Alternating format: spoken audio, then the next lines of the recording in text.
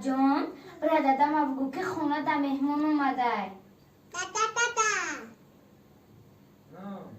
خونه تا مهمون اومده. اومدم گفتم زاد روز مبارک.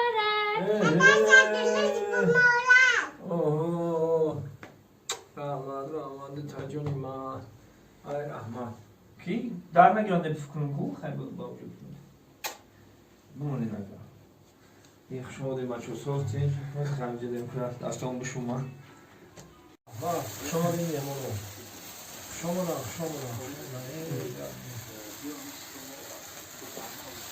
آها زنده باشه اینا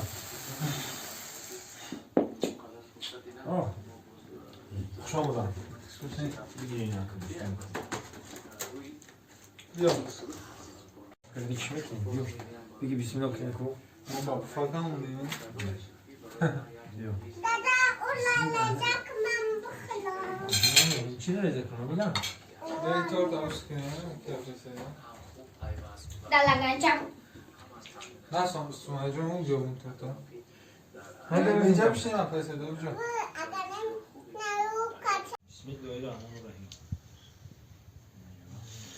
خب کوچک گفتنشو بریم که چیزا کجا شید لگندو ما دارم بود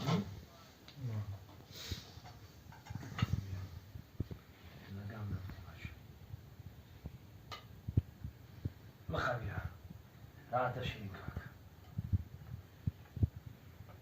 اینو بیرم این رو بخوام راحتش این کار هر زمان بای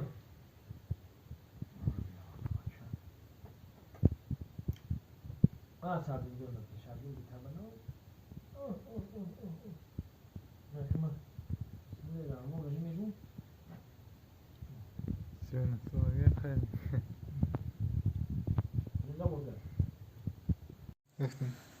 انا یک بار دیگه سلام علیک با کلی دوستان با کلی برادران با کلی برادرای قدردان که امروز در روز زاد روزمون ما را قدر کردن البته همه برادرایی که در بری ما بودن و در این روز زاد روزم در شبکه‌های اجتماعی در اینستاگرام و در فیسبوک و در دیگر سایت ها ما را تبریک کردن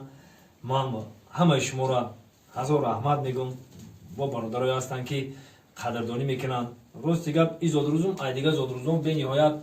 خوشروتر و واسه‌تر و دیگه خیلی چی بگم زورتر گذشت با چی سبب که سورپرایزها زیاد بر زیاد بود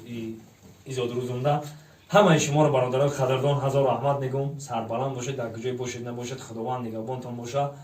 خنده در لبانتان سخرانید باشه و غم و اندوه دلتان او دلید باشه در کجای باشید نباشید نامبردار ملت و نامبردار وطن باشید تاجیکستان به پیش